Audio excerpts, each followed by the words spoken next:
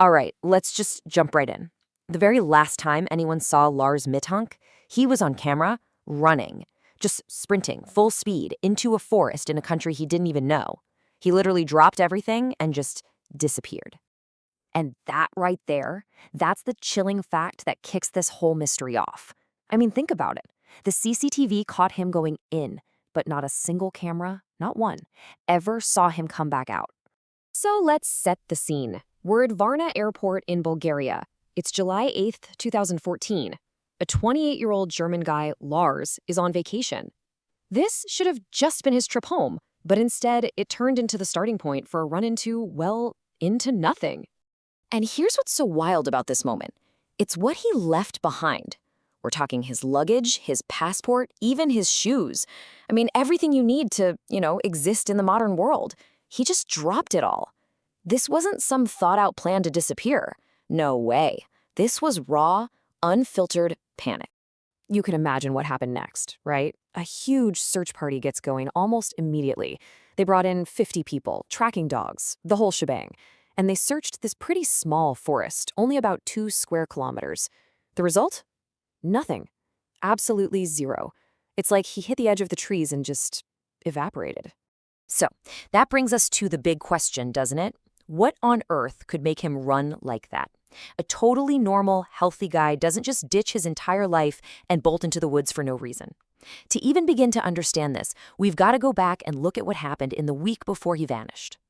Okay, let's rewind the tape a bit, because this story starts out as just a normal summer trip with his buddies. But somewhere along the way, things took a really dark turn. It just spiraled into this state of intense paranoia and, frankly, terror. So check out this timeline. It all starts with something pretty minor, right? A little scuffle in a bar with some other tourists. He ends up with a ruptured eardrum. But then, look how fast it all falls apart. His friends fly home, he's left behind, checks into a new hotel all by himself, and that's when his behavior gets really, really strange, panicked even. And during that time, he calls his mom. And these are some of the very last things she ever heard him say. You can just feel the panic in that sentence.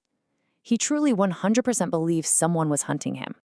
When his doctor back home in Germany heard about all this, a really scary idea popped into his head. Acute psychosis. Basically, a sudden, complete break from reality. And what could have triggered it? Well, it could have been that small head injury from the fight. Or, get this, it could have been a super rare side effect from the antibiotic he was taking for his ear infection. A pill. And this slide really shows you that disconnect between his reality and, well, actual reality. On that final phone call, he's telling his mom, "They are here, I see them, they got into my car." But you look at the CCTV footage and there's nobody there. Nobody's following him. And his car? It was parked safe and sound all the way back in Germany. His last few minutes inside the airport were just as strange. He runs into a bathroom, and when he comes out just 2 minutes later, he's ditched his shoes, his jacket, his luggage, everything. Some experts have pointed out that this is classic behavior for someone who thinks they're being tracked, maybe through a device in their stuff. So the moment he runs past that final camera, that's it. That's where the facts end, and all the speculation and the theories, that's where they take over. And investigators were just stumped by a few key things. First, the forest. It really wasn't that dense. You'd think a body would have been found pretty quickly. Second, the ground was soft. There should have been footprints everywhere, but the police found nothing. It's like he just vanished at the tree line. And then there's the whole thing about his car. None of it adds up to a simple, clean answer. Okay, so let's break down the main theories here. Theory 1, he died somewhere in that forest. Makes sense, right? He was last seen running into it. But the search was so extensive, and it's not a huge area, which makes it less likely. Theory 2, he made it through the forest and is now hiding somewhere living off the grid. Maybe, but how do you do that for over a decade with no passport, no money, no phone? And theory 3, his fears were real. He was being chased and was either abducted or killed. It's the most sinister possibility, but there is literally zero evidence to back it up.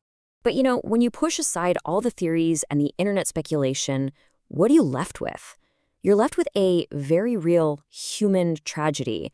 And at the center of it is a family that has never, ever given up hope. If Lars were alive today, he'd be 40 years old. Just think about that. He could have been a husband, a dad, An entire life that just stopped. It's frozen on that one piece of grainy airport security footage. And for his mom, Connie, it's been over a decade of living in this horrible limbo. She still goes back to Bulgaria. She still puts up posters. She's just waiting for the phone to ring, hoping to hear his voice on the other end. And her words, man, they just get right to the heart of it, don't they? She says she doesn't even care what happened anymore. The why doesn't matter. She just wants to hug her son again. It puts the whole thing in perspective. So yeah, the search is still active. And the request from the family is a simple one. If you're anywhere, Bulgaria, Germany, wherever, and you see someone who even resembles Lars, please just contact the local police. For his family, every single tiny lead is a lifeline. And in the end, we're just left with those final, chilling words he said to his mother. A last, haunting message from a guy who literally ran right out of the picture and straight into one of the most baffling and heartbreaking mysteries of the 21st century.